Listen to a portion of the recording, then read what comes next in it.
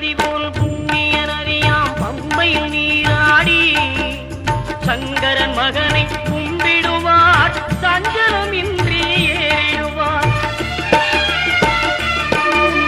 நீலிமலை ஏற்றம் சிவபாலனும் ஏற்றிடுவார். காலமெல்லாம் நமக்கே அருள்காவலனாயிருப்பார். தேகபலம் தா பாதபலம் தா தேகபலம் தா பாதபலம் தா தேகபலம் தாய